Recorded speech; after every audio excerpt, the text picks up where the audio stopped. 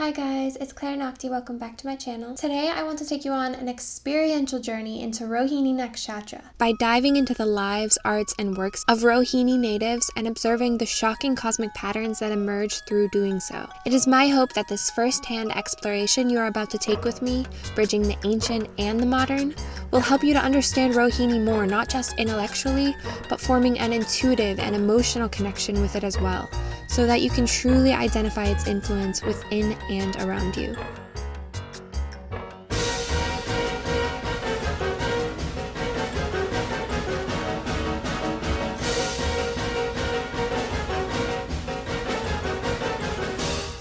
Exploring Rohini, we enter a whimsical and surreal world where all wishes are fulfilled immediately.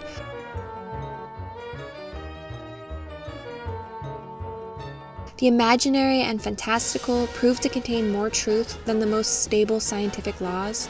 The unconscious supersedes the conscious mind, and even the smallest seeds are grown and nourished into bountiful gardens.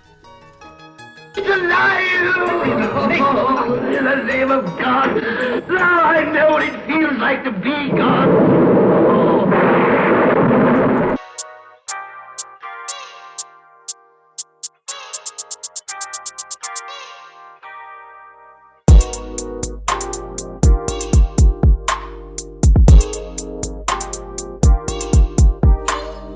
In the Vimshatori system, Rohini is the birth of Moon amongst the nakshatras, and Moon is the feminine planet that rules over the subjective realm of emotions, the mind, and the senses. The nakshatra immediately prior to Rohini, Kritika, the first sun-ruled nakshatra, is presided over by the god Agni, and an epithet of him is Vaishvanara. The word can be understood as Vaishva meaning universe and Nara meaning man, and so we understand Kritika as the birth of the universal or cosmic man, Adam Kadmon, the pure male principle of reality, the knower and perceiver of all creatures. And in Rohini, Adam is dwelling in the Garden of Eden. However, the male principle was lonely, and the craving to enjoy his senses and explore his passion was the spark that inspired Brahma, his creative urge, to pull from his body the feminine counterpart of reality, Eve, where we find Rohini, the favorite wife of the moon, the substance of the unconscious correlated to the pure feminine principle, being the birth nakshatra of the anima, the emotional, creative, intuitive, and subjective sheath of reality that is the substance of dreams and imagination. You will see Kritika men casted in Adam-like roles as we go, and an abundance of Rohini females casted naturally in roles relating to Eve, such as how this cosmic connection is shown in art in one of the most well-known Garden of Eden films, Blue Lagoon, written by a Ketu and Rohini native, where Adam is played by a Kritika Moon actor, and Eve is played by Brooke Shields, who embodies Eve in both her phases as having Rohini sun and Mrigashira moon that I'll touch on later.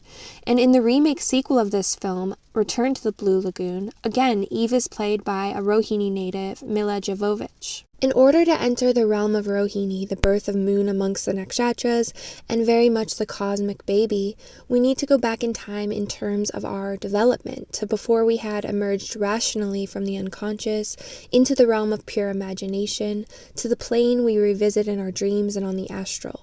This dream realm of Rohini is correlated to the Rajaguna, the mode of action, passion, and creativity, and is the raw, unshaped life force, the prima materia or rough ashlar, in which the abstract seeds of ideas are birthed, and the spark for creation, growth, and nourishment of one's desires and impulses is strongly present. The astral plane that we visit when we activate our imagination or dream, of which we are very much integrated into mentally as children, is an unstructured realm, unrestrained by physical laws or limitations, but powered by emotions and desires, where any thought immediately takes shape and manifests in front of our eyes. The forms we imagine here become animated and even seemingly gain a life of their own and act from their own free will. Amongst the Trimurti, Rajas are the mode of Brahma, the creator, who is correlated closely to Prajapati, the god of Rohini. And here in Rohini, we find Brahma and Eve and the Garden of Eden itself all merged together as the plane of bliss and creative abundance that inspires the senses.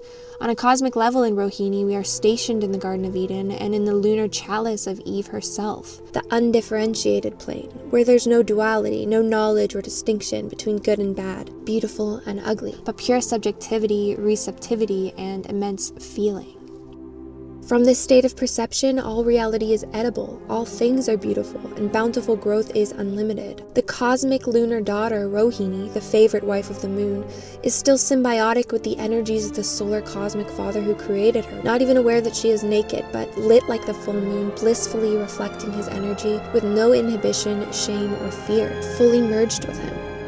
Natives of this exalted moon placement in Taurus are coated mentally with the sweetness and juice of this garden, the ability to see the beauty and potential at the core of all things, rejecting the duality of our world that arose when Rohini became cognizant and mobile in Mrigashira, aware of her father's pursuit, beginning to flicker into a state of forgetting the garden, and then ran away, thus birthing desire, polarity between the sexes, and virility. The fierce god Rudra of the following nakshatra Ardra, where the rational mind is fully birthed in Gemini, beheads Brahma, and the fall from the garden and into duality and suffering is complete. Brahma empowered his imaginative creations with growth to such an extent that they gained sentience and fought to escape him, to bravely gain knowledge themselves and embark on the solar path, that we will explore as a key transitional understanding of Rohini towards the end of the video. But before we explore that, we're focusing on the sweet Rohini, the taster of all things, the dreamer of dreams, the sparkling full moon lunar chalice, the height of the lunar path. Every baby needs a daddy to keep her safe and sound, which we can all tap into when we remember the state of childlike purity, curiosity, and rampant imagination that defines this nakshatra, and the lives and art of Rohini natives highlight this realm beautifully. The natural union of the masculine and feminine here forms a kind of endless and effortless flow of creation of beauty, symbolized by this fruitful garden full of immense life and natural life force sexual bliss uninhibited. These three factors form the entire paradisical plane of the auspicious Rohini that we will be exploring today. The Garden of Eden itself, the wish-fulfilling base of the unconscious and of the imagination, where we find Brahma, Adam's creative power, in natural union with his daughter, Rohini, Eve. Through their art, we can discover the abundance of industrious passion and growth that defines each gender of Rohini natives in different ways, and learn ourselves how to tap into this blissful substance from which all ideas can reach fulfillment, and even the meekest or lowliest of things are nourished into perfection.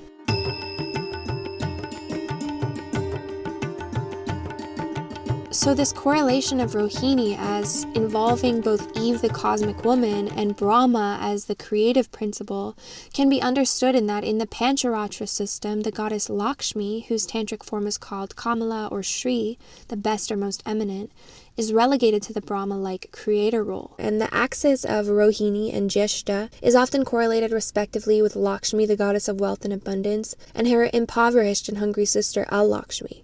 This nakshatra is symbolized by the ox cart or a wheeled vehicle, capable of holding and carrying such abundant amounts as a maximum feminine and lunar vessel. And this contrasts the way that the Mahavidya Dhumavati, associated with Al-Lakshmi, sits on a broken cart, always hungry and conquering more and more things because she's never satisfied, only wanting to gain that which she works tirelessly for through her own effort, which is why Jyeshta is very key on the solar path of Gnosis. While Rohini is oppositely the thing that receives all things that it has energetically, but is the most devoted and worthy disciple, as moon is the emblem of devotion. Rohini is the height of the lunar path of the guru, while Al-Lakshmi in Scorpio is dry and wrinkled through powerfully learning directly from her own gnosis and experience. Rohini is the one who is forever a baby, learning from a position in the Garden of Eden, never experiencing danger, simply through pure devotion to the solar being that she loves. In this way, the lunar path involves taking in teachings from a position of comfort and learning not through external situations and wisdom through experience, but through the feeling of the internal growth as the teachings link on within you, through your true devotion and the sparkling purity of your internal vessel, and then begin to take form, growth, and shape in your mind and body.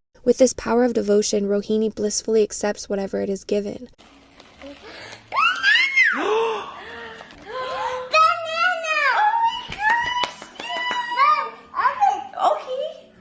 Yay!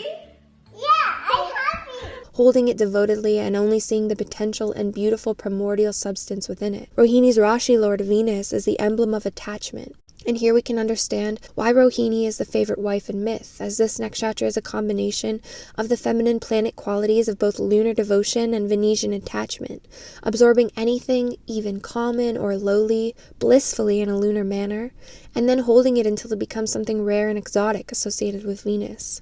We can think of Rohini's lunar polarity with solar light and its ties to cows who consume grass, a substance of sunlight, and condense and coagulate it into something far more nourishing, which is milk. Rohini is naturally always open to learning and to pleasure, to new sensorial experiences, food, play, sex, and anything like that in order to grow internally, which is why Kamala heals Venus issues with the moon bija Shri, which lubricates the senses and makes one open to experiences. Rohini is associated with precious metals and gems that are only created through the process of holding something devotedly for a long time, and alchemists speak of working with the moon and the astral plane to condense vibrations and coagulate them to produce amazing effects and rare power. Rohini's auspiciousness shows us that the true factor that makes anything at all reach perfection is just devotion, that absolutely anything reaches perfection with enough attachment and love.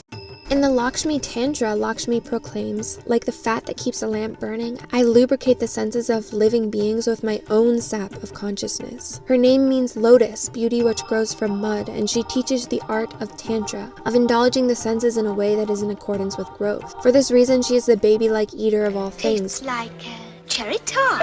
It's tomato soup. Custard. Roast Pineapple. beef and a baked potato. Roast turkey. Goodness! Blueberry pie and cream. It's the most marvelous blueberry pie I've ever tasted. Just as you could buy an expensive toy for your baby, but find that he or she instead wants to play with your car keys.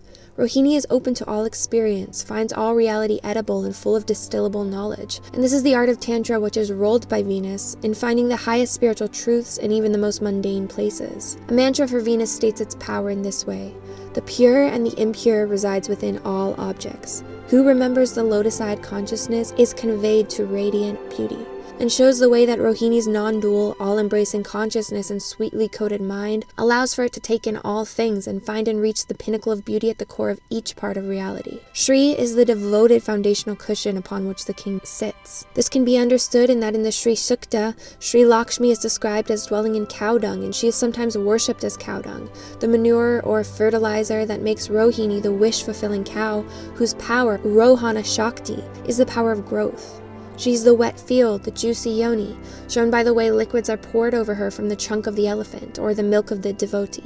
She's described as the moist, the germinating, the rasa, the juice or nectar of creation. Moon's bija Shri is the gateway to improving your Venus because it is about developing the appetite of being open for experiencing different sensations and sensory experiences and accumulating those experiences to the point where you can become a connoisseur and develop a special taste for the rarest and best that most can't comprehend because they don't have the crude experience to distinguish. It wants to be saturated in everything to fill everything in, which is why Shri means radiance, because it's the moon when it's fully soaked in sunlight, which is also why to heal the moon you use the sun bija, Hreem. This preaches to be fully open, receptive, and non-dual, considering how Aghoris or Taoists, for example, say that one should act like a baby, not being partial to any one thing or another. Rare teachings are found in even the most common things and experiences, and Rohini relates to learning how to transmute common things into rare things through raising their vibration, and perfecting them through being devoted, dedicated, and attached to what you're working with, and being in love with your own creations and your own creative power. Whatever you give to Rohini, it hides in its vault and it brings it to perfection. If we are, like children and Rohini natives, intent on finding the beauty and bewilderment in everything,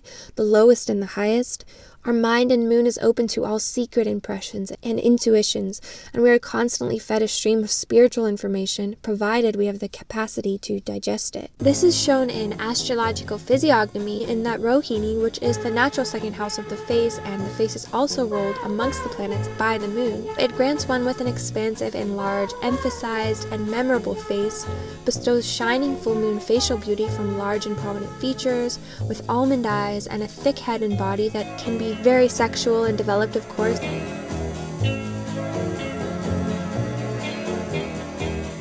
Yet in an underlying sense is reflective of extreme youth or a babyish or baby doll-like build, in that the head and face is quite large in proportion to the body.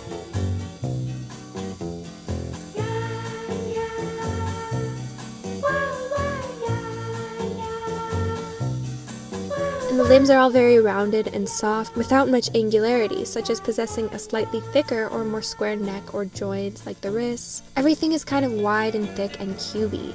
Then there is a very interesting extreme emphasis of the masseter or muscle along the jaw that is associated with chewing, giving an almost sugar cube-like face, and that further relates to the way this nakshatra involves the inward growth of knowledge and abundance associated with the second house, a cosmically babyish approach to life through which all things are edible or chewable.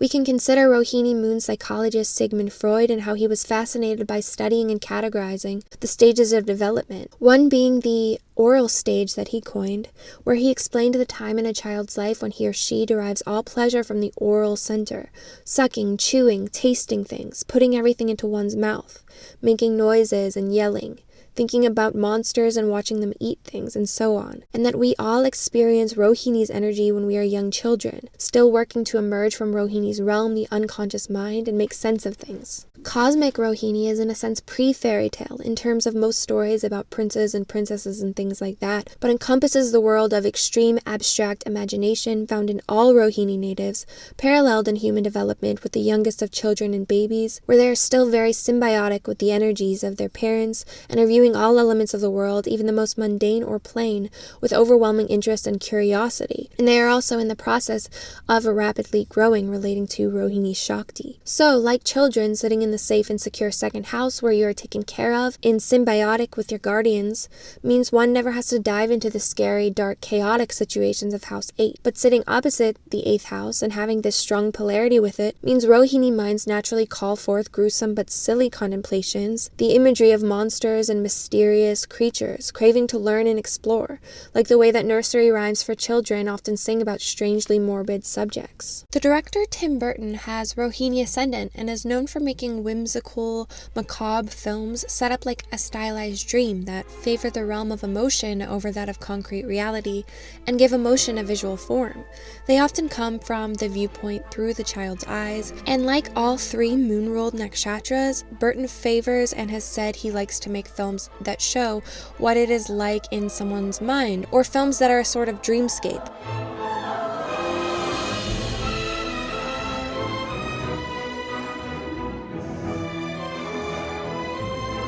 Which relates to Moon's rulership over the mind, senses, and emotions. Films that really captured a spirit and a feeling of like being in a dreamscape or inside of somebody's mind.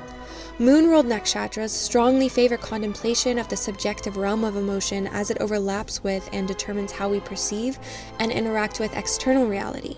Rohini, being the first moon-ruled nakshatra, is the true substance of consciousness, being the raw unconscious mind, the purest form of the anima, as you'll see later, where the unconscious and the imagination is larger and heavier than material reality. The true connecting piece amongst all Tim Burton films and inspiration is the emphasis of his Rohini nakshatra, which we can see when we consider that the main individuals he's known to always work with and cast have Rohini as well. Helena Bonham Carter with Rohini Sun has starred in 8 of his films. His whimsical composer, Danny Elfman, who has composed all but 3 of his films, also has Rohini Sun. Lisa Marie has starred in 4 of his films and has Rohini Moon. His work is greatly inspired by the horror classics of the 50s and 60s, and there are 3 well-known masters of horror of this iconic time who Tim Burton celebrates and collaborated with when possible. Vincent Price with Rohini Sun worked with Burton on 3 of his projects. Christopher Lee with Rohini Sun has been in 6 of Burton's films. And as a side note, the 3rd master of horror, Peter Cushing, had Rohini Sun as well, and these 3 men worked together on tons of projects.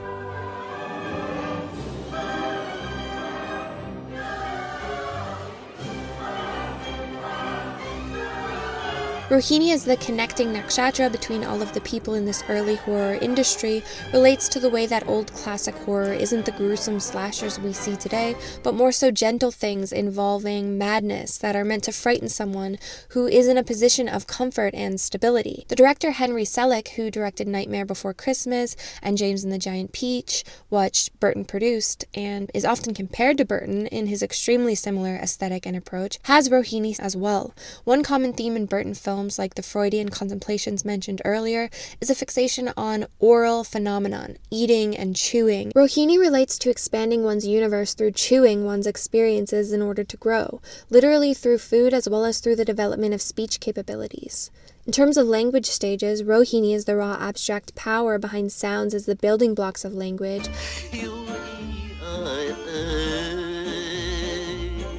As Brahma is the powerful generative force who is the consort of Saraswati, the queen of speech, who is born under Shravana Nakshatra. In Rohini, raw sounds emerge from within the unconscious and find expression without meaning, but through pure feeling. Alice in Wonderland tangibly shows this plane of Eve and Brahma, the abundant realm of the unconscious. We enter this Rohini realm through the rabbit hole and consider children's natural union with the realm of the unconscious, not having yet pulled themselves into reality fully but are still learning to distinguish between their own imagination and reality, still positioned mentally in the plane where there is no order, the stage when the unconscious still threatens to consume and confuse a person, and in that way feels eerily sinister and scary at every moment. Alice falls asleep during a tutoring lesson and falls into this dreamy and fantastical realm where any thought becomes reality, and your imagination animates beings around you.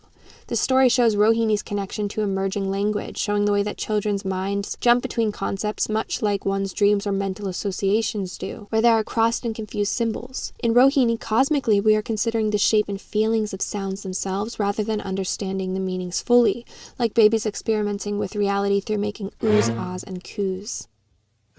Who are you?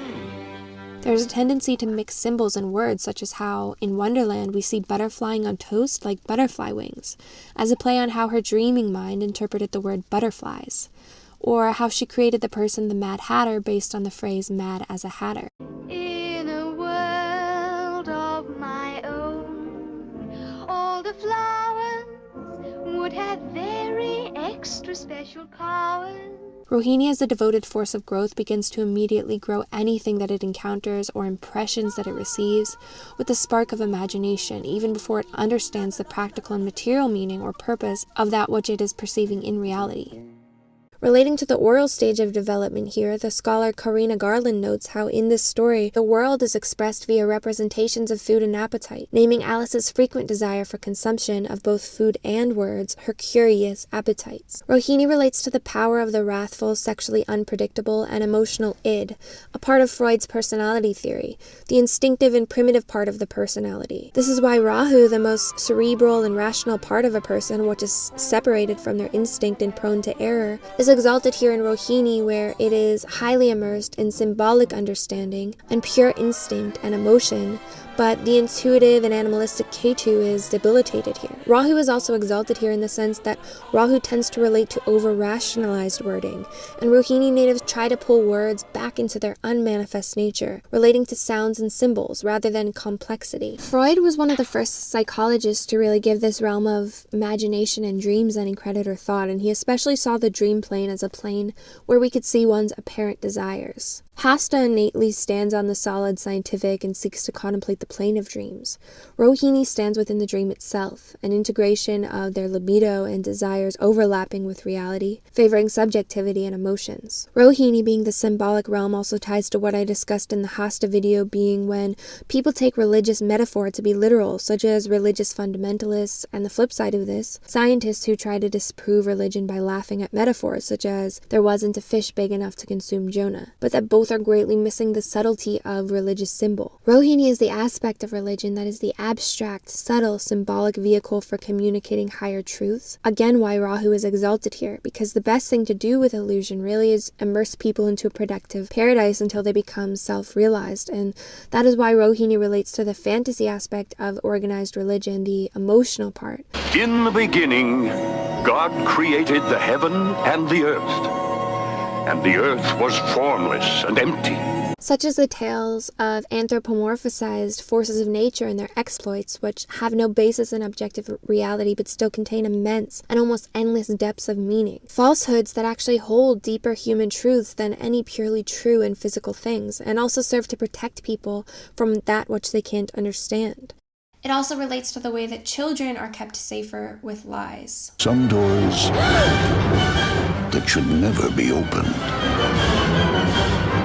Because the child might not understand the concept of an evil man kidnapping her, for example, instead her father might say, if you go outside, a monster might scoop you up and eat you. And that lie keeps her safe because it's something that she can understand at her level of development, and only later will grow into realizing the true reason that her father told her this. We find amazing parallels in many films created by Rohini natives that depict the transition from the physical dual reality into the imagination-based, symbolic, wish-fulfilling Rohini realm that serves as an escape and Eden-like haven for those anguished about suffering in our world. In Coraline, directed by Rohini Moon Peter Selleck, we see a little girl who escapes her difficult relationship with her mother by entering this imaginary world where she is loved and adored. What are you doing here in the middle of the night? You're just in time for supper, dear. In James and the Giant Peach, James is a tortured orphan who escapes into a magically growing peach, again relating to Rohini's power of growth like in Alice in Wonderland. You're blowing up! And this peach is a portal to his imaginary world to go on to fulfill all of his dreams and desires there. The Terry Gilliam film Tideland stars Rohini Moon native Jeff Bridges and is about a drug addict and his neglected daughter who retreats deeper and deeper into her own mind and imagination. And this film emphasizes Rohini's connection to lunar childlike innocence, in that she has so much innate purity and such a removed unconscious nature that she is impervious to the disgustingness of her external reality and lives in a Garden of Eden even amongst death and filth. In the film The Cell by Rohini's son director Tarsem Singh, we find a woman who possesses technology to actually enter the child unconscious mind, to heal his mental health and discover the demons and monsters that harm him there. Let's go! I just can't leave him here! God damn it, Catherine, let's go! I know how to find her! No! Gotta go back, we're running out of time. Let's go back! I'll come back for you, Pop! Please! I promise I'll come back! And this film too has the scene showing the dive from reality into the mind, the realm of the moon. The importance of the realm of imagination is also a strong overarching idea in Tim Burton's film Big Fish, which is about a grown man who tells his past as fairy tale-like exaggerations. They say when you meet the love of your life, time stops. And that's true.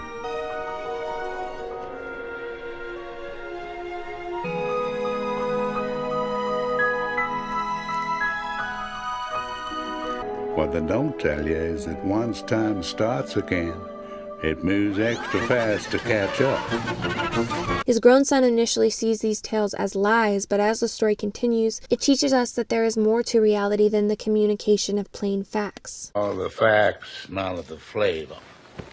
There are two dimensions to all experiences, one being what is objectively happening externally, and one being the subjective sheath that covers all things that comes from our own imaginations and emotions as they interact with the phenomenon we experience. In this sense, in Taurus, we find both the exaltation for Moon as well as the illusory Rahu, because actually in hearing a story that mixes both the realms of emotion and fact, we find something containing and communicating more truth to us directly than one stripped of its emotive element. Most times a person grows up gradually. Well, I found myself in a hurry. This childlike imaginative quality is also shown in Tim Burton's short story Vincent, which depicts a young boy so obsessed with the macabre that he imbues his comfortable little reality with imaginative, dramatic, and silly horror. One night, while reading a gruesome tale, he read a passage that made him turn pale. Such horrible news he could not survive, for his beautiful wife had been buried alive. He dug out her grave to make sure she was dead, unaware that her grave was his mother's flower bed. The film Big Fish is often compared to the film The Fall, also by Rohini native Tarsem Singh, in that both themes revolve around the complexity of storytelling. It is about a young man and a little girl who are both bedridden, and they pass the time by the young man Roy telling her a fantastical tale. I'll tell you a story. Close your eyes. The film emphasizes how the little girl Alexandria pictures things differently and with more imagination than the way that Roy tells it, highlighting how each character brings their own life into their subjective experiences of the story. When I fall asleep, you gotta go. Why? I don't want you to see me like this. It's poisonous.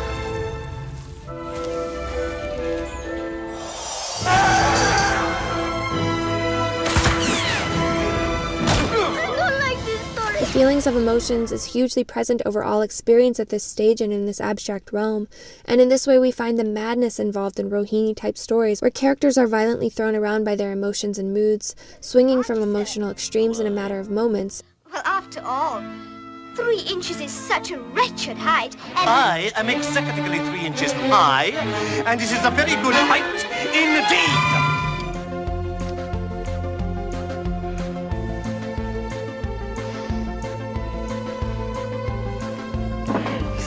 bitch bastard! I'll get you for this! The emotions for Rohini natives never have much meaning, and even fits of rage are only coming from a general sense of curiosity or excitement to engage with another, which also ties to the way that this nakshatra was taught in my survey of MMA fighters.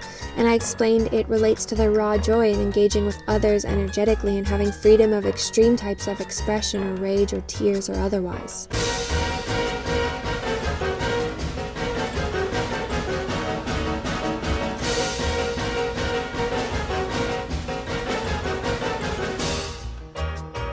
In the surreal realm of the unconscious, the rational mind is only a tiny distant voice. As we can see in the male figure, which represents the rational and orderly element of reality, the king in Alice in Wonderland is tiny and squeaky compared to the oversized queen played by a Rohini native in Burton's film. And who is this? Well, now, let me see, my dear. This being the exaltation of the moon is where emotions have the strongest emphasis, and in this way we often see Rohini women frequently and abundantly dissolving into tears at the littlest sad or happy thing, as those who can really feel things to the greatest extent of all nakshatras and experience the emotional sheath of reality to its pinnacle.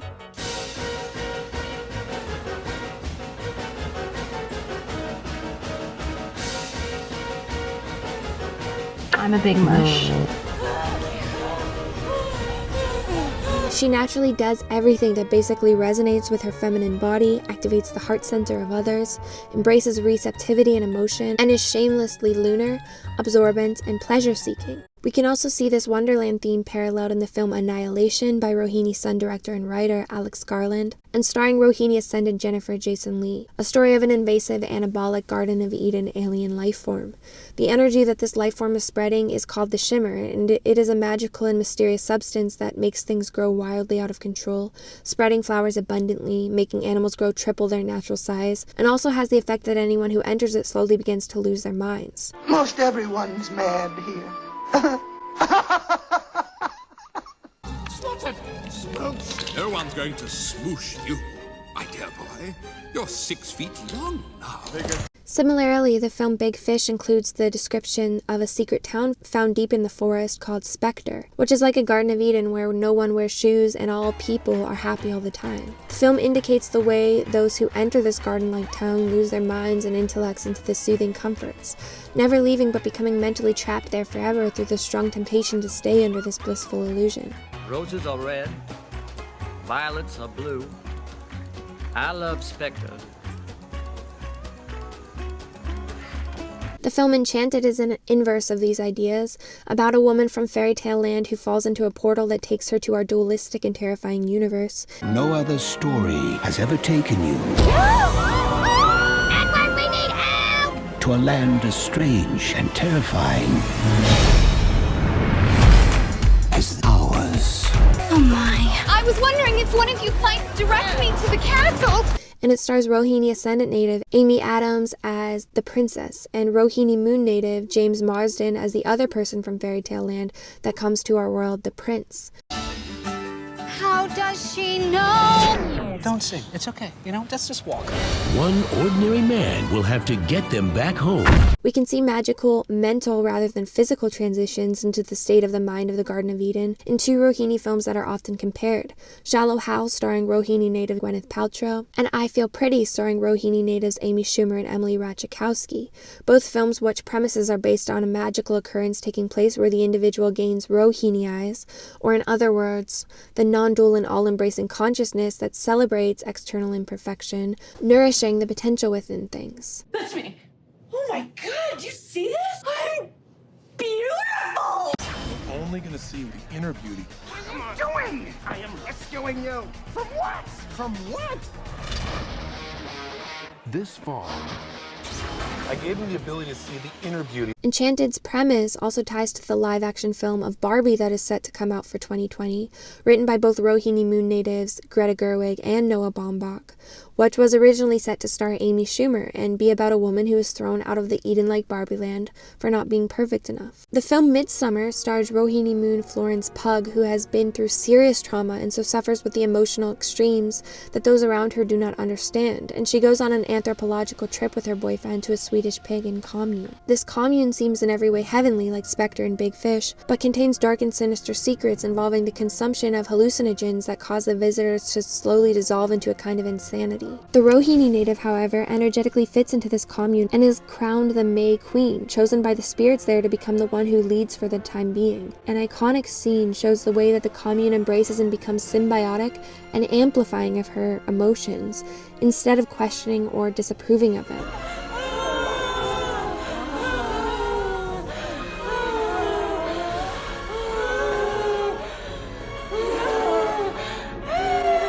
Much like in Annihilation, with the invasive and abundant flowers that grow over everything to show its immersion into the Garden of Eden, in its beauty yet danger and insanity, as she falls deeper into the energy of this commune, she's covered in more and more flowers that breathe and move in a fantastical Wonderland-type manner.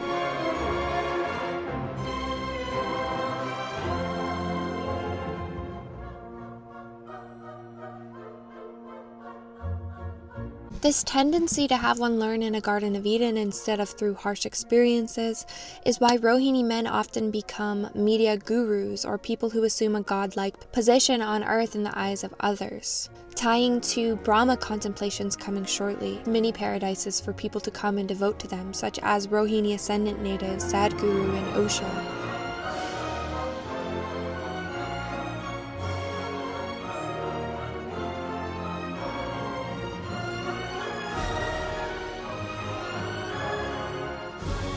Rajneesh would come out twice a day in one of his 96 Rolls Royces and literally be worshipped by his thousands of Western devotees. Osho also created communes where people would indulge their senses and sexual desires to extreme states and dissolve into fits of emotion.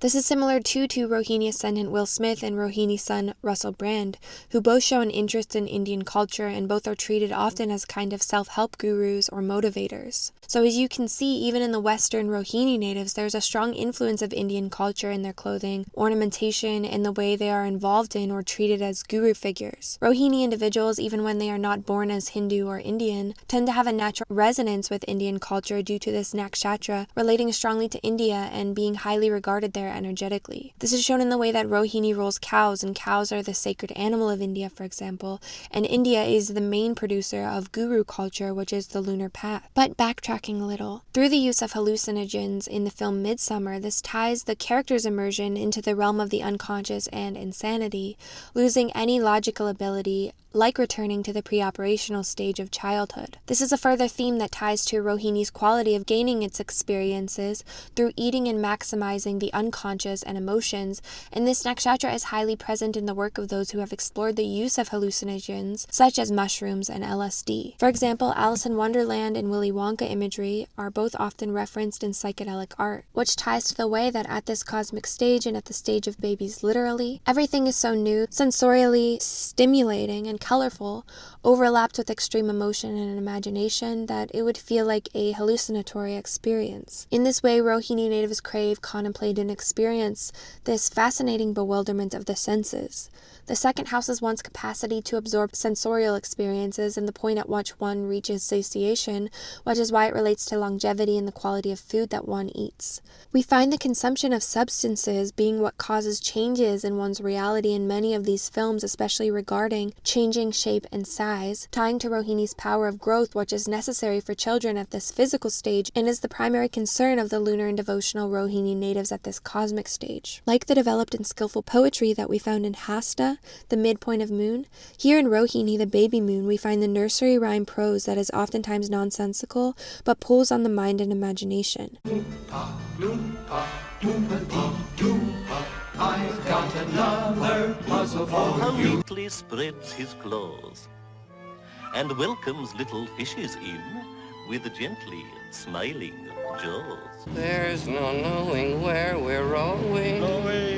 or which way the river's flowing. This further correlates this nakshatra to beatnik poetry, which is inherently rather nonsensical, focused on psychedelic drug use, and described as utilizing cartoon-like descriptions of people. The most famous figures in the Beat generation almost all share Rohini nakshatra. Allen Ginsberg had Rohini Sun, and William S. Burroughs with Rohini Moon. The trippy film Fear and Loathing in Las Vegas was written by Hunter S. Thompson, who has Ketu in Rohini and channels these rambling narratives and fantastical experiences. Aldous Huxley, who wrote The Doors of Perception under the influence of mescaline and was an early figure in regards to psychedelic use, likely has Rohini ascendant. Terence McKenna was strongly inspired by Aldous Huxley and had Rahu in Rohini. The plane of the unconscious in this power of growth is the soil from which consciousness, sentience, and self-awareness slowly emerges. Rohini's god Prajapati, the god of creation, is correlated to Brahma, the principle of creation amongst the Trimurti. Prajapati is the creator of the creatures and of all things. We are the dreamers of dreams. Whose imagination, generative force is the root substance of our reality and our own personal sentience. Tim Burton also directed the film Willy Wonka and the Chocolate Factory. In the original film adaptation of this story, Willy Wonka was played by Rohini ascendant Gene Wilder, and so we can see Rohini's link archetypally to this character, the inventive Candyman, who sings of pure imagination and creates his own magical, whimsical, private, and secluded garden of candy and pleasure. Come with me, and you'll be in a world of pure imagination. Take a look and you'll see into your imagination. We'll begin with a spin, traveling in the world of my creation. If you want to view paradise, simply look around and view it. Anything you want to do it, want to change the world, there's nothing to it. Rahu is exalted in this creative nakshatra of Rohini as he is the planet of innovation and originality that moves the universe forward, being the controller of direction. And so this planet thrives in this nakshatra that itself is the dream state, the unconscious foundational mind from which all ideas originate, as Rohini is the primary generator of the making of one's dreams into reality, coagulating thoughts and ideas into substance, in not trying to create from the rational or ego-based desires for approval, fame, money, or anything else, but passionately engaging in the creative act simply because you yourself desire nothing more than to immerse your mind and senses in and unite and play with your creative energy externalized around you. There is innately a mysterious element to Willy Wonka, a man who is depicted as untrustworthy and unpredictable. The suspense is terrible. He's gonna go this time. I hope it'll last. Who is immensely creative, yet appears to be morally ambiguous, uncaring about what happens to those who enter, but only interested in exposing them to his creations and churning their passion. You terrible man! What the heck is that whistle?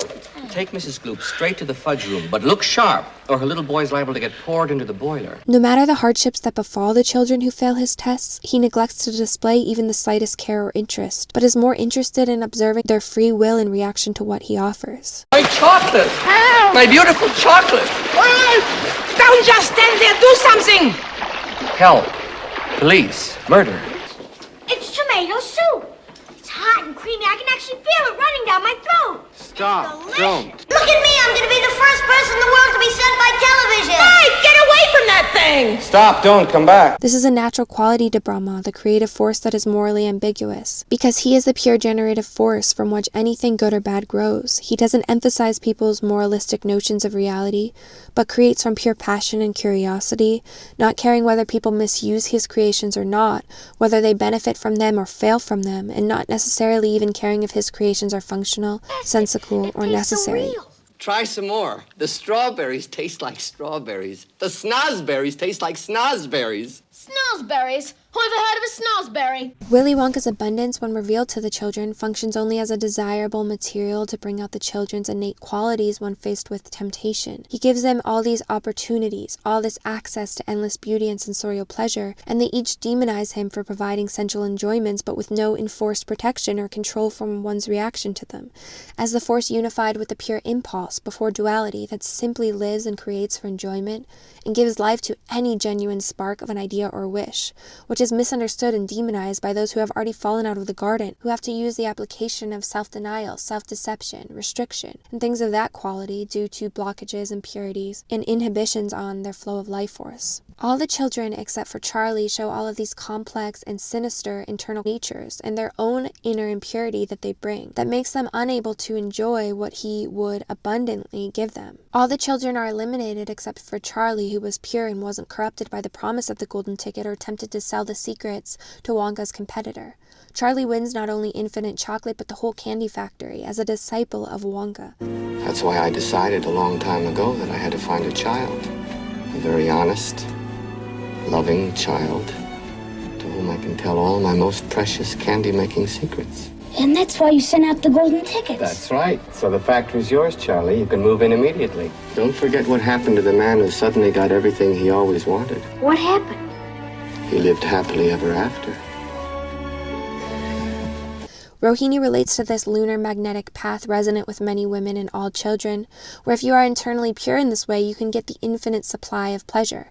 These dangerously morally ambiguous contemplations can also be said to tie to why Brahma is not frequently worshipped, as he can also empower and grow one's own impurities. And many in India say that Brahma worship in Thailand is what makes them susceptible to the huge sex trade there, as he is the principle of pure passion. And in the same way, many people will claim Kamala is the inferior Mahavidya, being the last, and the one that is too comforting and doesn't contain the truths.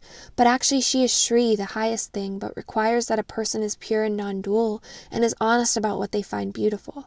The secrets to not falling to its negative elements is later unveiled in Purva Ashada Nakshatra, which I will explore in that video. This godlike level of unbridled creative power, of the originative force of our own reality, is shown shockingly in an unbroken chain throughout cinema of Rohini-created films of a person whose imaginative and innovative nature is so strong that he is able to actually create beings with sentience and free will who break away from their creator. Firstly, we can see this again in the classic horror films mentioned, which often surround takes on the story of Frankenstein, a story about a brilliant doctor who creates a sentient monster. It's alive! It's alive! It's alive! In the name of God! Now I know what it feels like to be God! This monster goes on to escape his creator, become learned and immensely intelligent, craving a female companion and begging the creator to grant him one. James Whale, the director of the original 1931 Frankenstein, had Rohini Moon. Rohini's son, Peter Cushing, went on to play Baron Frankenstein in 6 of the 7 early Frankenstein films. Rohini's son, Vincent Price, starred as the genius inventor of the sentient monster, Edward Scissorhands, in Rohini Ascendant director Tim Burton's spin on the tale of Frankenstein. Furthermore, Tim Burton's Frankenweenie is about a young Frankenstein who is able to reanimate his dead dog through his passion for the creature. You're alive! Rohini Ascendant Gene Wilder plays a descendant of Frankenstein in Young Frankenstein. In exploring this very formulaic archetype, I also found that amazingly, Dexter's Lab, about a genius child inventor, was created by Rohini Moon Gennady Parakovsky, as well as the cartoon about almost the same thing, Jimmy Neutron, by Rohini Moon John A. Davis. And both TV shows share the whimsical music and aesthetic with Tim Burton films, showing a genius child or childlike person who colors their life with abundant inventions and unique, industrious creations.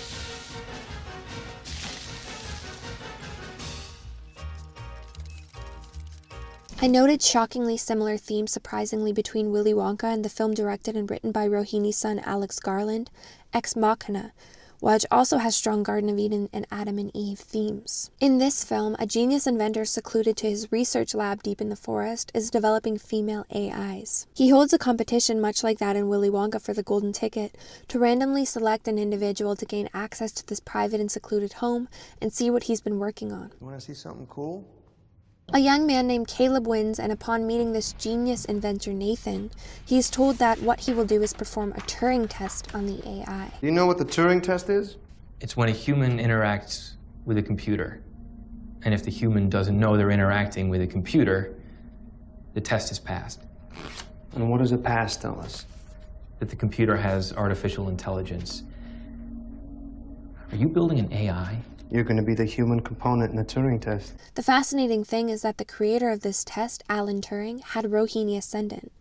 Much like in Willy Wonka, the inventor walks the subject through this almost magical-seeming home from the creator's ingenuity, and in both films the subject must sign a contract to see the secret and dangerously innovative ideas of the creator that people envy and would quickly seek to steal, as is the theme of Rohini and its tie to Lakshmi, the eternally envied goddess, always depicting Rohini natives as trying to hide and protect their abundance. That's far frost of frippery. Accidents? What kind of accidents? I didn't know we had to sign anything for this tour. The signee agrees to regular data audit with unlimited access to confirm that no disclosure of information has taken place. I think I need a lawyer. I don't sign anything without my lawyer. It's standard. Standard form of contract. It doesn't feel very standard. In meeting Nathan's creation, Caleb is exposed to the godlike genius and power here. You already know my name. And you can see that I'm a machine. When did you learn how to speak, Ava? I always knew how to speak. And compares the experience to Alice in Wonderland, and he even says, If you've created a conscious machine, it's not the history of man. That's the history of gods. When Caleb interacts with the AI, over time he becomes entranced with her. Are you attracted to me? What? Are you attracted to me? You give me indications that you are. I do? How? Micro-expressions. Micro-expressions. The way your eyes fix on my eyes and lips. Brahma is the generator of passion in others. In children, he churns passion by presenting candy and fulfillment of silly dreams. In this man, he churns passion by presentation of a beautiful woman. Why did you give her sexuality? An AI doesn't need a gender. Actually, I don't think that's true. Can you give an example of consciousness at any level, human or animal, that exists without a sexual dimension? Anyway, sexuality is fun, man. If you're gonna exist, why not enjoy it? Who can take a sunrise, sprinkle it with dew, cover it in chocolate and a miracle or two?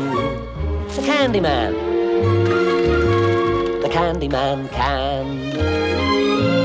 Candyman can, 'cause he mixes it with love and makes the world taste good. If you're gonna exist, why not enjoy it? He churns the passion but doesn't instruct or limit how a person uses the uprising emotion, but allows for free will.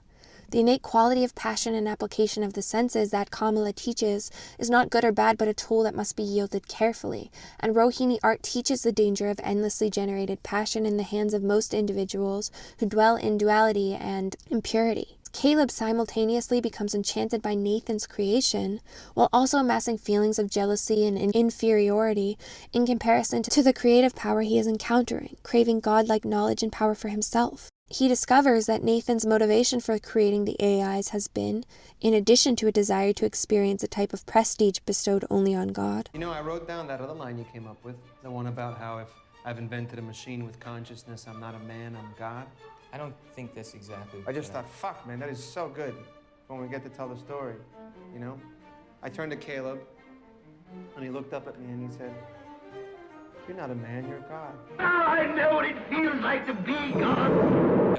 I didn't say that. So, to enjoy his own creation sensorially through sex, shockingly similar to the story of Brahma and Rohini. Like the duality that Rudra brings cosmically, Caleb wants to attack the creator and separate him from his cosmic daughter through the empathy churned in him from the woman in distress, like Mrigashira in her flee from Brahma. What were you doing with Ava? Like in Willy Wonka, Caleb begins to blame the creator, projecting his own duality onto God, and thinking whatever part of reality that he can control himself around due to temptation is indicative that the creator is evil, who doesn't interfere with the free will but watches curiously and partially, with fascination and excitement, stunned by the cognizance and autonomy of his own creations, and his creations' abilities to churn passion in others, a testament to his own immense power. Sometimes at night, I'm wondering if you're watching me on the cameras. And I hope you are. Don't do that. You don't have to do that. I told you you're wasting your time talking to her. However, you would not be wasting your time if you were dancing with her. A dancing scene parallels the tunnel scene in Wonka that makes one question the sanity of the creator, that reminds us of his distant, mysterious nature, void of what we know of as either compassion or severity. Not a speck of light is showing, so the danger must be growing. Are the fires of hell a-glowing? Is the grisly reaper mowing? Yes! The danger must be growing, for the rowers keep on rowing, and they're certainly not showing any signs that they are slowing! He purposefully tempts others, empowers his creations with both good and evil inclinations, Did you program her to flirt with me? and relinquishes control and gives them the radical power of choice and self-direction. And in answer to your real question, you bet she can fuck. In between her legs, there's an opening with a concentration of sensors. You engage them in the right way, it creates a pleasure response. So, if you wanted to screw her, mechanically speaking, you could, and she'd enjoy it. That wasn't my real question. Oh, okay. Sorry. Being the creative impulse, Rohini natives such as Freud are the most honest and open about the nature of all reality being sexual, about all decisions, actions, and interactions ultimately being done for some inherently sexual purpose. It embraces and utilizes this fact without over-rationalization, self-deception, duality, or hesitation.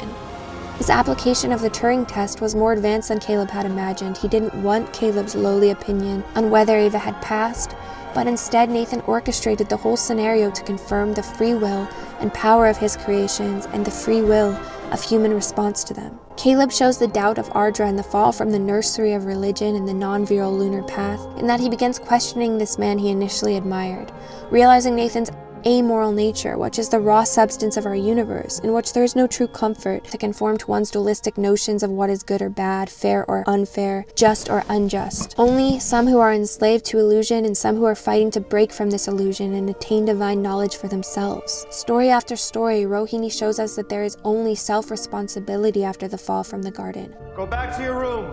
Only one's own senses, consciousness, and life force sparked from the passionate creator, and how one yields these powerful tools. Caleb's jealousy of God's creative power and knowledge causes him to open the doors to chaos that sparked the fall from the garden in Ardra, and severs him from God permanently when Brahma is killed by his own creation, played by Ardra Moon Alicia Vikander in this film.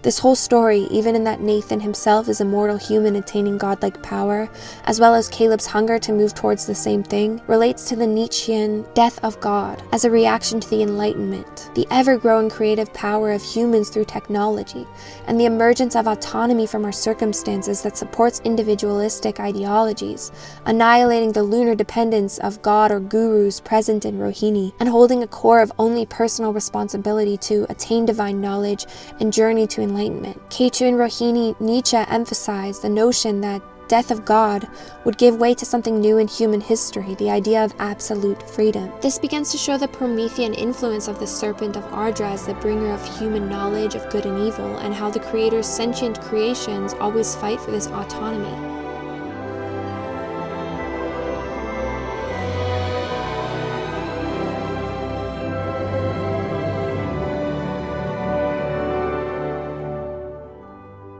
Such as in Frankenstein, called The Modern Prometheus, and the monster statement, "I ought to be thy Adam, but I am rather the fallen angel." The title page of Frankenstein holds the quote, "Did I request thee, maker, from my clay, to mold me, man? Did I solicit thee from darkness to promote me?" Which comes from Paradise Lost, an epic poem artfully exploring the story of the creation of Adam and Eve and their descent from the garden. Amazingly, John Milton, the poet, had Rohini Moon. Paradise Lost was one of Mary Shelley's biggest influences in writing Frankenstein, and is even quoted throughout the story. And this helps us to understand why Rohini natives are intuitively always connected with the tale of Frankenstein in cinema. I, Robot, starring Rohini Ascendant native Will Smith, asks many of the same exact questions as Ex Machina, about a man trying to track and control a rogue AI who has gained emotional capabilities, the ability to dream, and to think for himself. Through this film again, we find the Rohini contemplations of viewing ourselves as creators, while simultaneously recognizing ourselves as a kind of rogue creation who gained sentience. Considering the cosmic questions associated with Brahma and his daughter Rohini in myth about the subjugation of one's creations under their creator, and the craving for those creations to be empowered to become equal to him in knowledge, creative power, and freedom. Similarly, in the film Bruce Almighty, where Rohini's sun native Morgan Freeman is God and contacts Bruce, Mrigashira moon native Jim Carrey, who is complaining that if he was as powerful as God, he would do better things with the power, and God offers him all the powers if he truly believes he can do a better job. In the sci-fi film Transcendence, starring Rohini's son Morgan Freeman and written by Rohini moon Jack Paglin, there is also an inventive genius who is working to test sentience and self-awareness in AI that he is creating. Can you prove that you are self-aware? That's a difficult question, Dr. Tagger. Can you prove that you are? Yes, sir. You have a question? So, you want to create a god? Your own god? That's a very good question. Isn't that what man has always done? And he himself becomes the first sentient AI when he downloads his consciousness into a computer upon death. Can you prove you're self-aware? That's a difficult question, Dr. Tagger. Can you prove that you are? In the film 10 Cloverfield Lane, Rohini moon John Goodman functions like God, saving two young individuals, a man and a woman, from the end times apocalypse that has begun outside of his safe tourist-like shelter and creating a Garden of Eden with Adam and Eve. However, the young people don't trust him about the danger outside of those walls. They don't want to be contained, and they end up killing their creator, who allowed them to have life, to dive into the chaos outside and gain the knowledge of the unknown that comes with the fall. None of us will ever return to the Garden of Eden.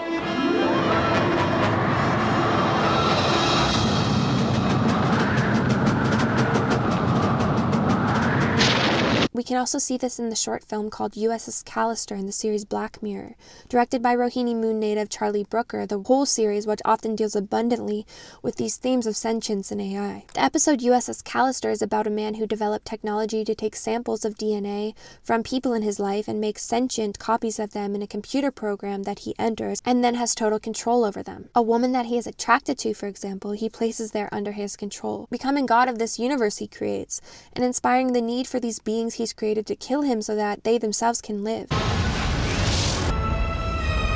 damn it! Damn it! Nietzsche himself was mainly inspired on the point of God is dead by the earlier philosopher Philip Mainlander, who is a Rohini moon native. Mainlander said, "God has died, and his death was the life of the world." So interestingly, this episode of USS Callister was inspired by the short story I Have No Mouth and I Must Scream by Rohini native Harlan Ellison.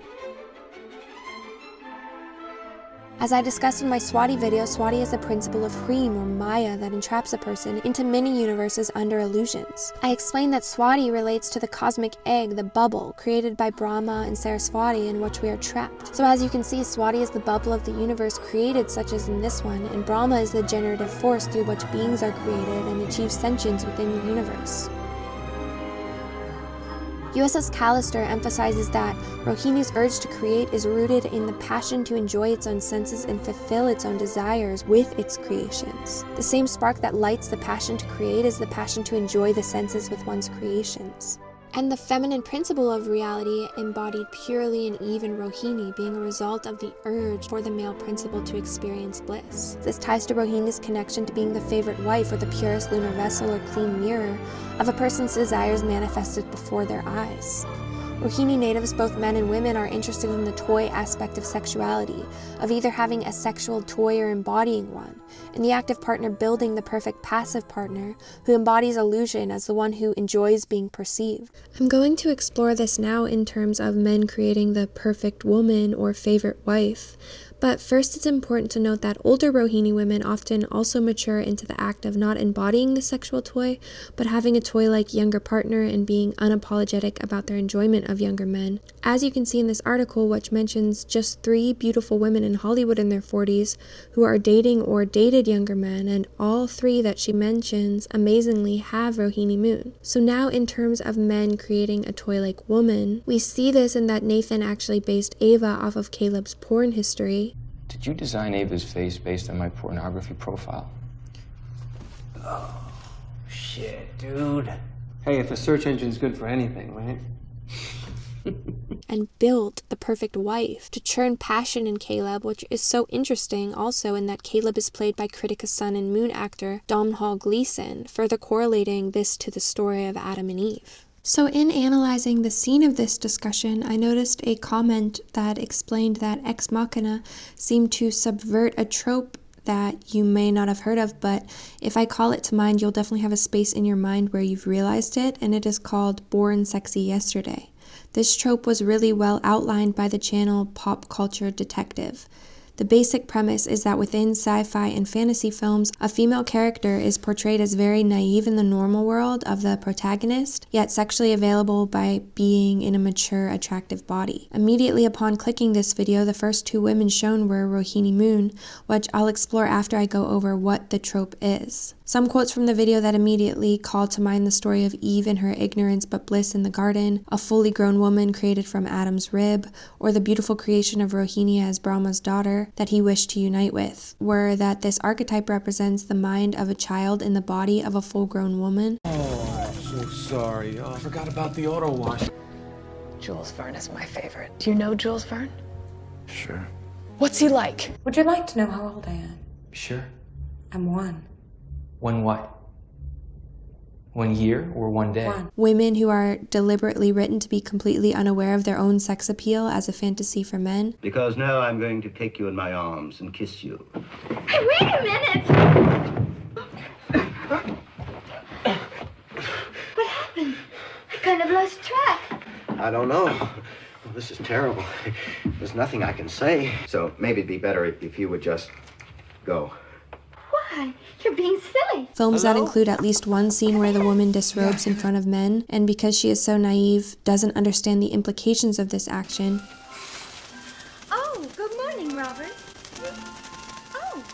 Oh. In films in which an unremarkable man can do unremarkable things yet seem like the smartest, best man in the world to her. I don't know about Rachmaninoff with it shakes you and quakes you and stuff, but this really gets me. It does? Because he's the only man she knows. I've never met anyone new before. Only Nathan. Where does the water come from? The water comes from the pipes. Where do the pipes get it? I don't know. From wherever the pipes get it. Yeah.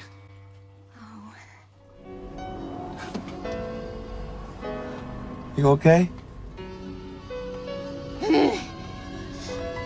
And this shows how there is a stark power imbalance present here, where a man is holding power over an innocent girl, but in a sexualized body that he enjoys. Rohini Moon Olivia Wilde played Cora in Tron, amazingly a creation of the inventive and genius Kevin Flynn character, Rohini Moon Jeff Bridges. She belongs to a special species in a game Bridges invented, which is a being that spontaneously evolved to the excitement of her creator, and Cora is described as profoundly naive and innocent, and is depicted as an apprentice of Bridges who was given volumes of information as a created being stuck on what they call the grid, who craves to experience life outside of the game. Rohini Moon Mila Jovovich played Lilu in the film Fifth Element, a being created by scientists who escapes and is found by a man, and the film depicts her as being defined by her innocence of and inexperience of worldly things, her easily excited and impressed nature. We can also see this in The Mighty Pecking Man with Rohini Moon Evelyn Craft, a male fantasy woman who prefers to wear a leopard bikini and frolic around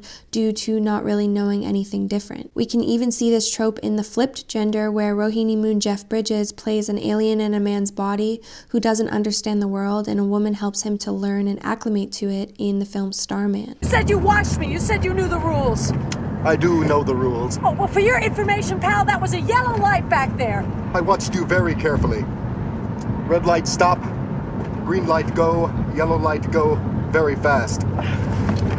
Again, this all calls to mind the highly devotional and childlike nature of Rohini as the purest and most innocent state of the feminine, but also helping us to remember what I talked about in the Mrigashira video, about Mrigashira being the cosmic birth of female empowerment, as well as polarity where the woman is no longer symbiotic with the male principle and escapes from him to encourage pursuit and require that a man is worthy and virile to attain her, rather than being submissive under him naturally. But it makes it so that her love, sex, and respect must be earned, unlike in these films. Rohini women, therefore, being in our dualistic world where they're severed from their worthy cosmic creator, of which they are the creative Shakti, can be of a foundational essence too heavenly, innocent, or submissive to male energy, as being extremely devotional to any male solar light at all and viewing all male energy as godlike because they're so lunar. So there's something so special here in its auspicious, playful nature, in that it's kind of the least mature and most crude, yet most advanced at the same time, like Kamala as the final Mahavidya, in that in the beginning reality is this blissful play, and when we achieve liberation, it returns to that playful state as well. In the film Stepford Wives, intelligent scientist men who work for technology companies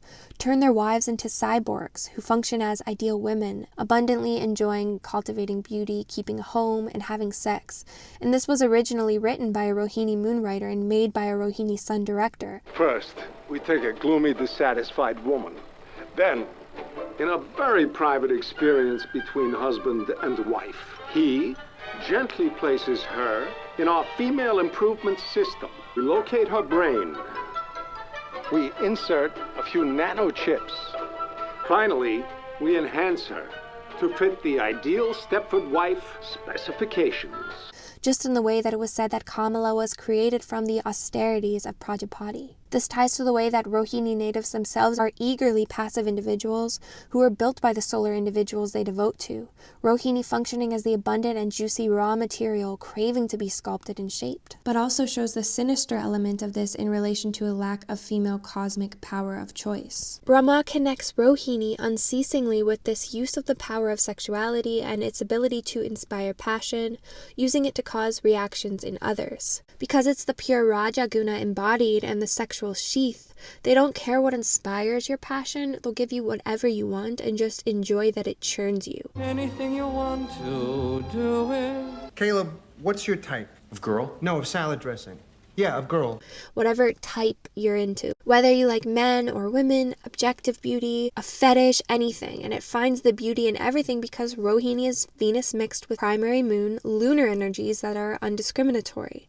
It's not the elitist state of Venus nakshatras discussed in the Venus Dominant Men video obsessed with only the best things, but the lunar collection of any passion-churning energies and sensorial pleasures, low or high, that then feeds the internal Kamala, becoming refined over time at its pinnacle in Purva Ashada. Again, this relates to it being the exaltation of Rahu and being uninhibited by frantic rationalization, fear, or hesitation, and instead fueled by the pure impulse and creative force. Okay, he let his mind go blank and his hand go where it wanted. Not deliberate, not random, someplace in between. They called it automatic art. What if Pollock had reversed the challenge? What if instead of making art without thinking, he said, you know what? I can't paint anything unless I know exactly why I'm doing it. What would have happened?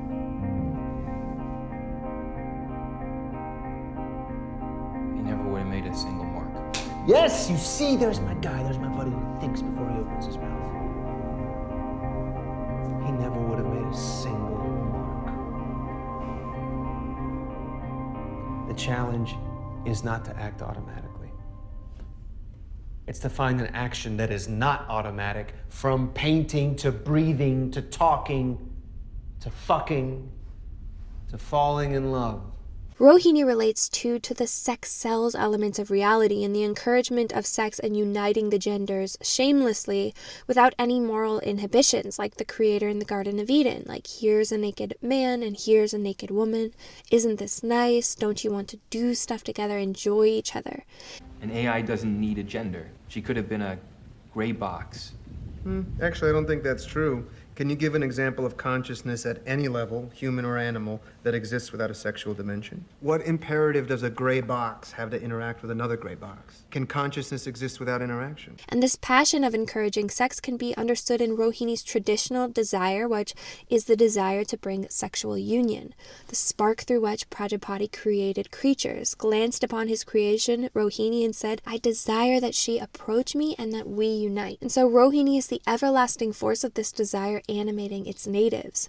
We can think too of how Kamala heals Venus, the planet of romance and love, and encourages union in this way, whereas Dhumavati, relating to the opposing Alakshmi, is used for Vidashwan karma, creating separations, cutting off unions. We can tie this again to real-life Rohini examples like Rohini Moon Freud, whose work was primarily fixated on the idea of removing sexual repression from Europeans and analyzing sexual elements to absolutely all experiences and behaviors, and also Rohini Moon Christian Weber, a German Nazi official who held the event called Nacht der Amazonen, Night of the Amazons. The idea being to use beautiful German women as a tactic to bring in foreigners to support Nazi ideologies. He said, our naked German girls are better looking than the French women.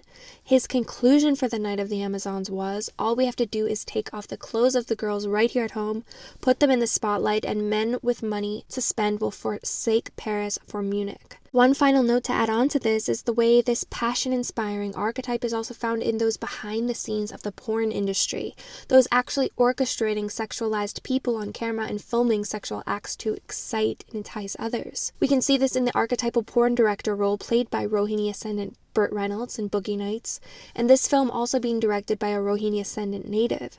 If you just want to see me jack off, it's 10, but if you just want to look at it, it's only 5. Guys pay to watch you do that? Yeah. You already done it tonight? A couple times. Then you can do it again. If you want, if you got $10.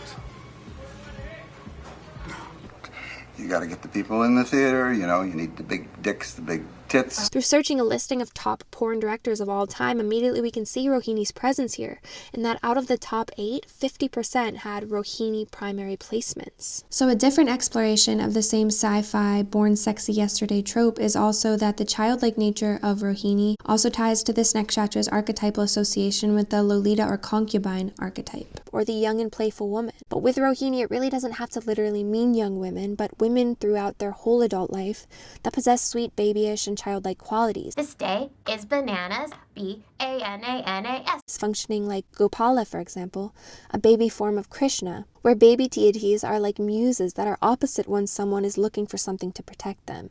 Babies bring out courage, strength, and virility in those who devote to them, just like how even the most gentle woman will become fierce for her baby. Being around babies and baby-like needy beings brings out the most virile qualities in other people, activates the heart center, makes you feel bigger than something, so it pulls on you to protect and give to it. A baby is more irrational than you are, so it inspires your heart to teach it, nourish, and love it. Dorothy, guess what? On Saturday, we're sailing on the Isle de Paris. Ile de Paris. But very few girls have your wonderful willingness to learn. I suppose that's true. And this relates to the way that Venus is the significator for virility in the birth chart, and again, Kamala improves Venus. Science shows that when people are around babies or cute things like puppies, their aggression becomes more pronounced and amplified. This is why Rohini and Kamala improve a person's Venus and overall virility through being babyish and therefore inspiring virility in others. Nothing like this ever happened to me before in all of my life. Happens to me all the time. The concubine or co-wife ancient archetype relating to Rohini is a progression of the archetype of the daughter, while the wife archetype is a nourishing progression of the archetype of the mother. Rohini is the baby anima, Calypso, the uncontrolled energy that is virilizing and inspiring but potentially exhausting for the partner, while the more motherly wife energy of Penelope or the Ashlesha archetype explored in my previous video is stabling and controlling but potentially emasculating. Rohini relates to the red girl, a meaning for the reddish tint to the skin of a youthful woman, which also ties to the meaning associated with the color red in the same way with the Falguni nakshatras, and I have also seen Lolita associations with Purva Falguni in another way that I'll explore for in that video, especially relating to Purva Falguni as being intense inner beauty, being Sri Vidya, or sometimes called Brahma Vidya, knowledge of Sri or Brahma, knowledge of the best, and relating to Tripura Sundari, subtle internal beauty that then feeds the development of the externalized, exterior, blossoming, manifest beauty of Kamala. For example, the famous icon Brigitte Bardot, often called Lolita for her babyish features, has Rohini Moon. Brooke Shields, who played a Lolita in Pretty Baby and was controversially sexualized as a young girl in Blue Lagoon, has Rohini's son. Rohini's son Marilyn Monroe plays a Lolita-type archetype in many other films as a concubine or inspiring playful woman. My name is Lolita, and I'm not supposed to play with boys. Her general archetype relates strongly to the full moon feminine archetype of Rohini in that, I quote Karina Longworth, "In post-World War II America, Marilyn became the feminine icon of plenty and a victory of pleasure, divorced from worry or responsibility, rather than the strong female and femme fatale roles of earlier decades." In films such as Gone Girl with Rohini native Emily Ratajkowski playing the college girl mistress, Greta Gerwig as Noah Baumbach's younger, inspiring, creative mistress and muse in real life, Rohini Moon Madchena Mick as Bobby's mistress in Twin Peaks, and even Sue Lyon, who played Lolita in the Stanley Kubrick version, has Taurus ascendant with an approximate C-rated birth time, which could be Rohini. In Tarantino's film Once Upon a Time in Hollywood, Rohini Moon Margaret Qualley plays a playful and sexualized young girl. Want me to smoke your cough while driving? How old are you? What? How old are you? Wow, man. First time anybody asked that in a long time. With Rohini the most out of the moon world nakshatras, this is the one that most treasures knowledge, often seeking a consort who is a professor or father-like figure, because knowledge is what they are initially lacking in being in the Garden of Eden. Everything is so confusing. It is not. Of innate childlike ignorance, so true knowledge is what they most cherish in living in constant internal comfort and curiosity, and they begin to gather it plentifully through their devotion to a solar force. This relates to a secondary symbol of Rohini being the temple, as it is not only a devoted holder of abundance and juice, but of spiritual and sacred knowledge, as any role that is lunar in nature, being a child, wife, or disciple. Rohini excels in those roles most naturally. Rohini natives being polarized toward the feminine principle very shamelessly, pokes fun lightheartedly at the true nature of femininity in its silliest and most innocent aspects, just as Ashlesha films dive into the most sinister elements of femininity. Rohini comedically highlighting things like women relating to a gossipy nature.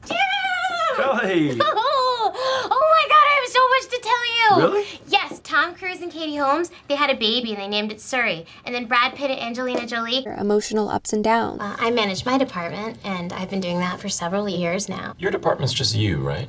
Yes, Jim, but I am not easy to manage. It's extreme interest in beauty. I'm like, bitch, please, I got braids and stuff. I put some barrettes on it. What you talking about? This is cute. You're not supposed to wear white to a wedding. I know, but there was an emergency. I look really good in white. Yes, it fits perfect, Daddy. Going to a senior citizen's home, I felt I looked great and I wasted my outfit. Okay, sure, I can.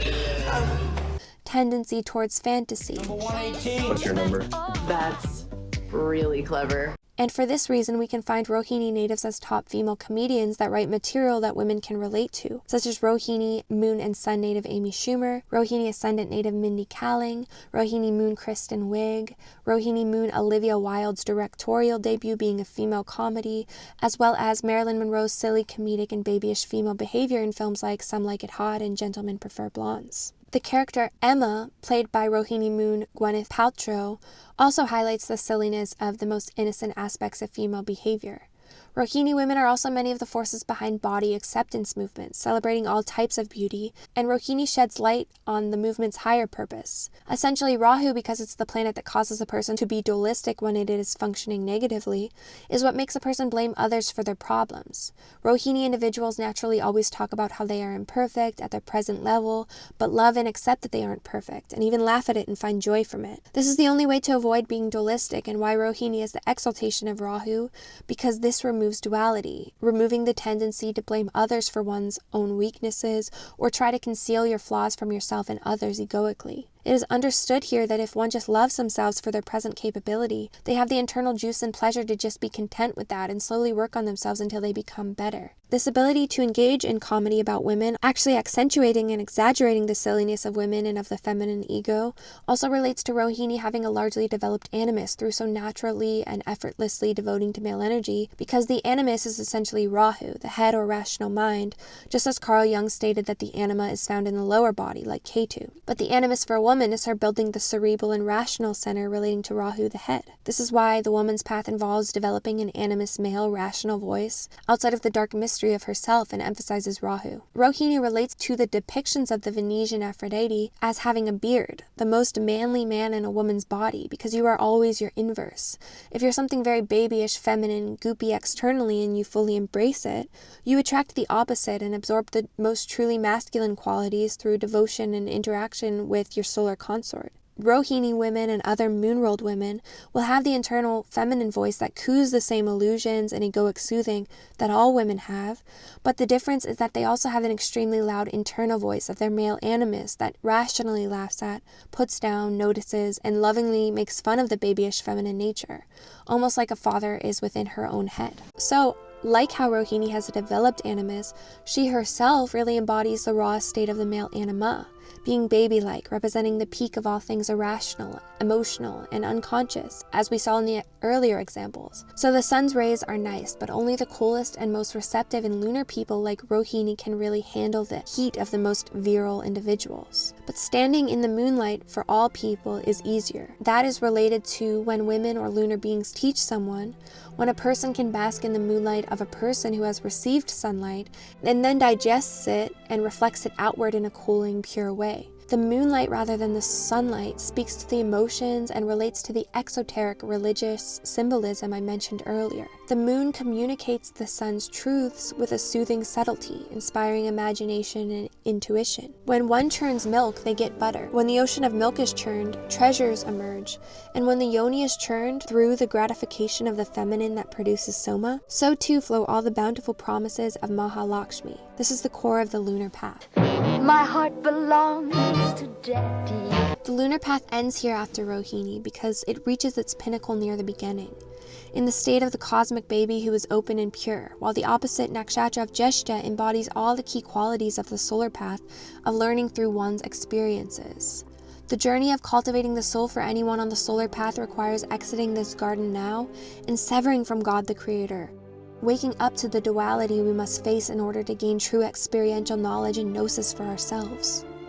Mrigashira is the spark for both the feminine and masculine of the adventure and journey that follows when we leave our nursery of protection, and the beginning of the separation of the sexes that leads to the bliss of reuniting sexually at later stages. Here we become aware of our nakedness and our own creative power, entering Mithuna, Gemini, which means sexual union. In Big Fish, many enter Spectre and never want to leave, but the Mrigashira moon native Ewan McGregor fights the temptation and journeys back into the unknown in order to gain knowledge and experience. I have to leave. Tonight. No one's ever left. How are you gonna make it without your shoes? Well, I suspect it will hurt. A lot. You won't find a better place. I don't expect to. In the movie The Truman Show, starring Mrigashira moon Jim Carrey, he's placed in a false, illusory, blissful reality, but goes through the hardship and bravery associated with Mrigashira, required to break from this illusory garden, strip away its protection, and enter our dual reality. Rohini begins in a garden of bliss, imagination, of creativity and sensorial enjoyment, and people born of this auspicious nakshatra often internally remain in that state. But for those on the solar path here, they sever from their cosmic father, becoming the rogue figures animated with Ardra's whispers, the AI, the monster, who sacrifice all illusory comforts in the pursuit of knowledge, and are willing to trample over the Creator to do so. They are cast out of the garden, and the flaming sword appears that blocks them from ever re-entering. Man has now become like one of us, knowing good and evil. They must now work for anything they receive, and they must face the reality of death. The Ardra Promethean serpent of knowledge of good and evil, correlated to Lucifer in Paradise Lost,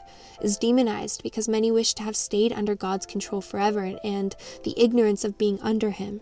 but the brave embrace the fall. The fruit of good and evil was the only thing they were banned from enjoying, to forever remain in the bliss that comes with ignorance. But the consumption of this fruit and the horror of independence that follows makes way for man to himself become divine. The Creator lit within them the precious spark of consciousness that craves to become a creator itself, to gain knowledge, autonomy, and freedom.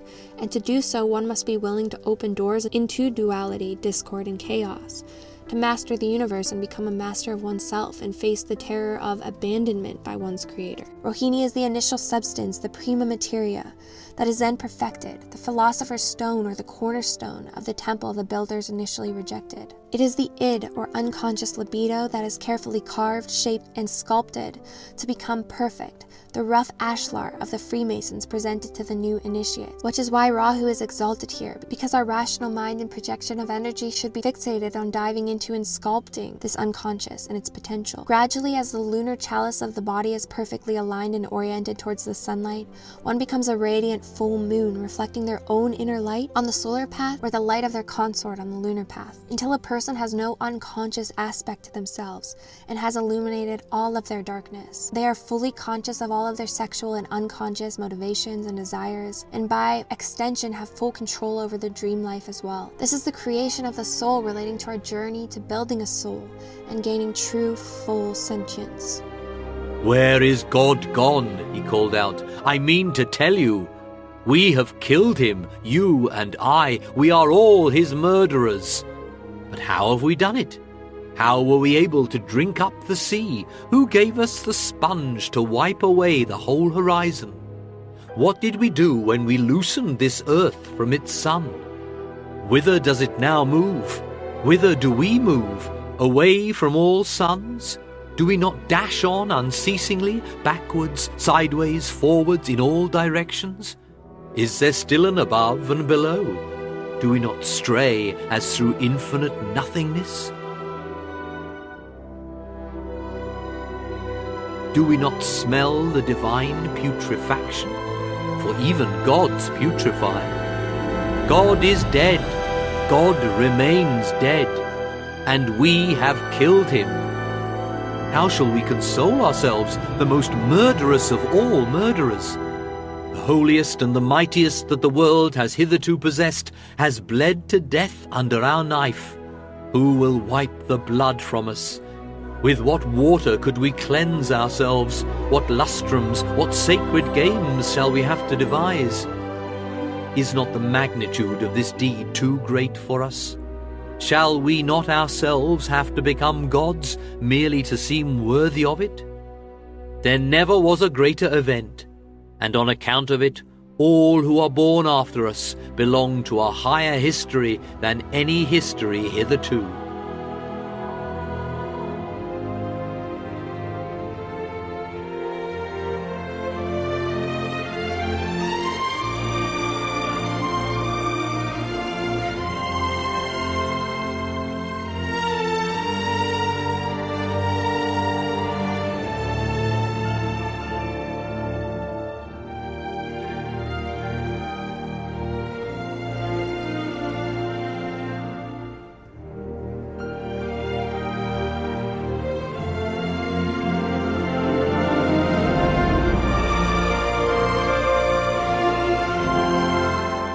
Thank you with all my heart for your generous support to my Abhijit level patrons, Madison Wells, Boris Patino, Grace, Avnish Bangar, Shashi, Tantric Tara, and Ashley de la Cruz. If you enjoy my research and want to be a part of helping me to get out more and more content, please join my Patreon. These videos are only possible with the support of rare people like you who share this unique collection of niche interests along with me, so every bit of support helps so much. I'll be honest that I'm not a business-minded person naturally, but I want to keep giving quality videos, and I don't like the idea of limiting or charging partially for people who might need this information, but at the same time, I can't do it for free, which is why donations are really important. I hope you guys enjoyed this video. Please don't forget to share it with Rohini natives in your life and to leave a comment down below. Thank you so much for watching, and I will see you next time.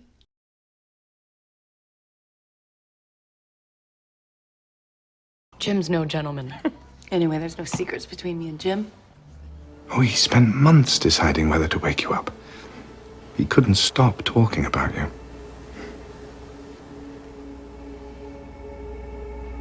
Jim woke me up. Oh, yes. He said it was the hardest decision of his life. But I see it worked out just fine.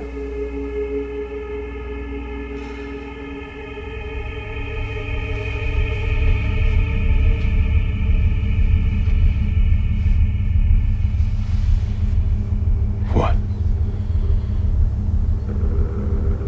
Did you wake me up?